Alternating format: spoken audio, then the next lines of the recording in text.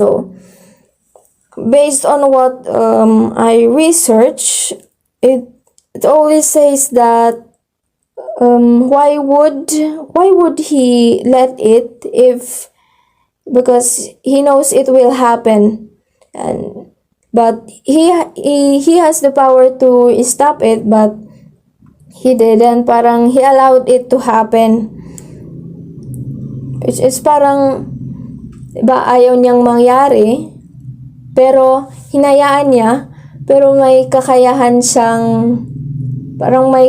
siyang i-stop to. So parang yung question is why? Parang this Lost Paradise is a story of the beginning, the fallen angels. So yung inakit ni Satan sina Adam and Eve to eat the fruit of knowledge, which he was in a form of, I think it's lizard, and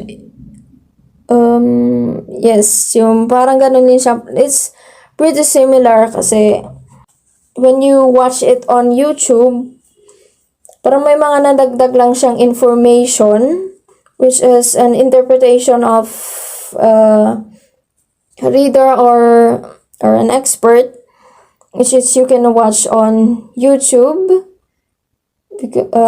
Yes, so let's proceed to the next piece. So the last piece that we will be tackling is about Don Quixote by Miguel de Cervantes, 1615. It was published 1615. So it counts on the adventure of Don Quixote and Sancho Panza, the first of considerable age.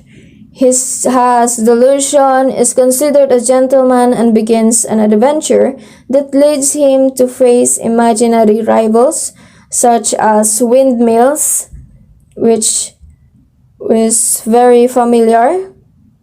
The second by a countryman named Sancho Panza, who serves as a squire.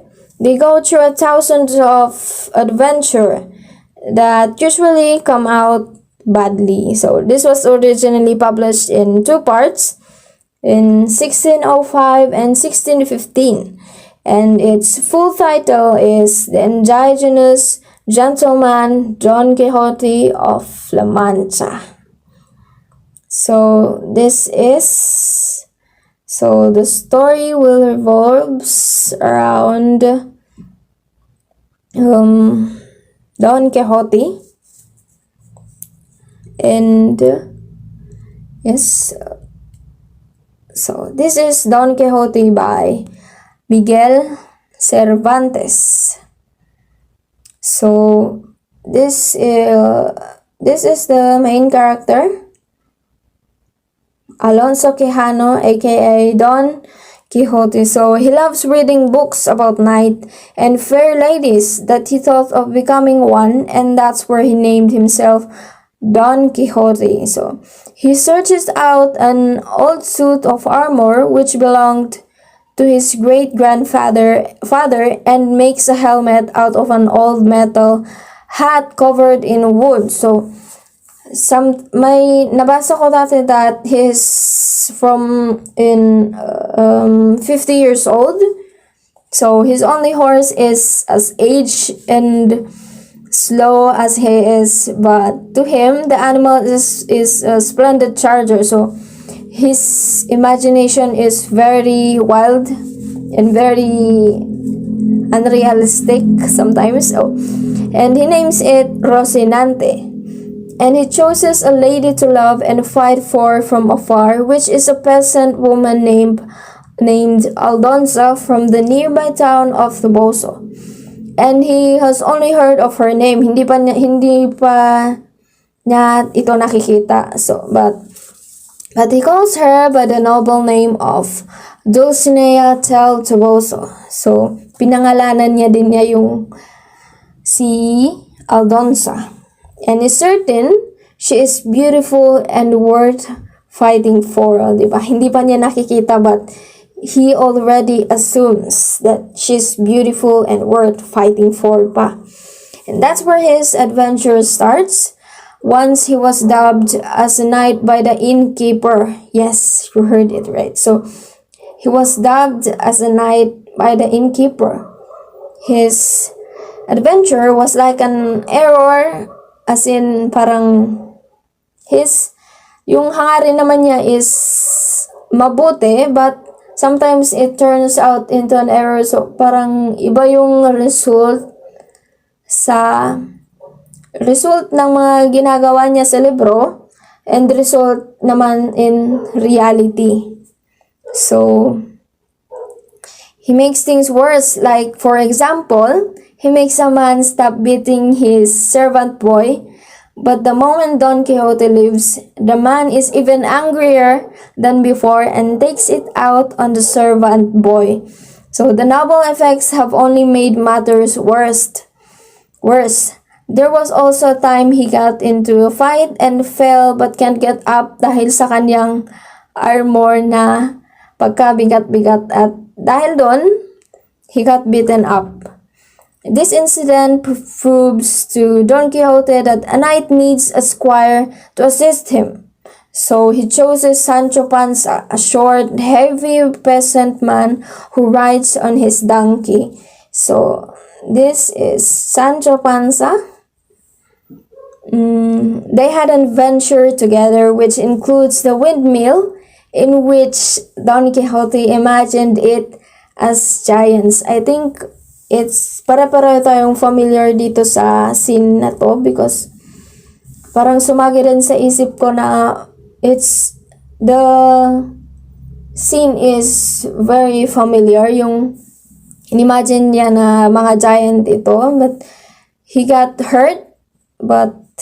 So at first Sancho thought Don Quixote is being silly, but he got caught up in the end. But he hoped, parang iniisip niya na makakakuha siya ng reward in the end. So in the course of the story, Don Quixote and Sancho have many fanciful and sometimes dangerous adventure. He claims that he does everything for Dulcinea, even though she is never seen in the story and does not really exist. So hindi pala siya nag-i-exist in another way, hindi nag-i-exist na parang nandyan siya sa tabi niya. It's just his imagination. Nakilala niya si Dulcinea. So Sancho, who saw her, said she was not really beautiful and not what Don Quixote expected. One time, his family was really worried to Don Quixote kasi ang layo na ng nilakbay niya, dahil minsan na nabugbog siya and he was brought to his house, tumakas siya. That's where he brought Sancho Panza with him. So they even burned his books before, but he's still going on to it. So they devised a plan to make him stay and stop what he's doing. So do you guys agree na mali yung ginagawa ni Don Quixote, or he's just doing it for his life? Clueless Don Quixote thought he's lucky and happy that finally he get to be in a fight with the knight too. So parang masaya siya kasi parang pangarap niya na maging tunay na knight talaga, yung parang nababasa niya sa kanyang libro. So clueless Don Quixote thought he's lucky and happy that finally he get into a fight with a knight too. The condition was, if Don Quixote lose, he will have to go back home and stop adventuring for at least a year or more and rest in home. But of course, he was easily defeated. Pumayag siya, pero natalo din siya agad. He's a 50 years old man. So his days of adventuring and being a chivalrous hero have come to an end. So Don Quixote, feeling increasingly weak and tired after the long adventures, finally returns home with Sancho. So Don Quixote then states that he regrets the fantasy life he has led, and it was all a waste of time. Let me ask you if it was really a waste of time. Is it really a waste of time for if you were Don Quixote? So he asks Sancho to forgive him or leading him on such a pointless escapade. So let me ask again, if you were Sancho Panza, would you take it, or would you take Don Quixote's word that your adventure together was pointless? So he never saw Aldonza or Dulcinea, though she is the one who drove nearly all of his adventure. O siya yung dahilan kung bakit nag-adventure si Don Quixote. So, yet after his death, several villages compete to be known as Don Quixote's hometown and seem rather proud to have been associated with perhaps the greatest fantasy adventurer of all time. So, sinong mag-aakala na yung pamilya na is parang sinasabihan siya na baliw, but the community is happy that he's associated with their hometown. So this story of Don Quixote is the lost values of humanity. Do you agree? Because the ideal world that the author, Miguel de Cervantes, is in search of is so distant from the one that he lives in. That when his protagonist actively tries to resurrect those values, he seems mad and out of place. So parang kakaiba siya kasi nire-resurrect niya lang yung mga values dati. Parang out of place na kasi nga it was before, or so otherwise when looked at through the lens of morality and human behavior, yung mga ginagawa ni Don Quixote na kahit mabuti naman yung intention niya, pero sa huli parang it turns out bad or nabubugbog siya. What Don Quixote strives to be is not that far from what the moral compasses instructs us all to do. Virtues like helping or standing up for them, for the weak person, courage in face of overwhelming opposition, etc. is, diba, parang it's really not that far from fantasy, from reality, yung mga ginawa niya na pagtulong, yung parang pinagtatanggol niya yung weak. Parang hindi naman talaga siya malayo sa reality, and dapat nga na ginagawa talaga natin yun because, we are human. We are human. We are all connected, so. And this story taught us that we should do the things we want to do right now, that we're still able to do, because someday we might realize we missed all of those things, and by the time we decided to do it, it will not be the right time for us. So, YOLO, you only live once. So, parang nire-realize ng novel na to, ng story ni Don Quixote, na gawin lahat natin yung parang yung gusto talaga natin, because someday maiisip natin na wow, I hope I did that before. Parang kahapon nga lang na hindi mo ginawa is parang pagsisisihan mo na, because dahil lang sa takot na ma-judge ka, na parang maging kakaiba. Although, Don Quixote is the parang representation na huwag kang matakot kasi wala ka namang tinatapakang tao eh. You're just doing what your life is.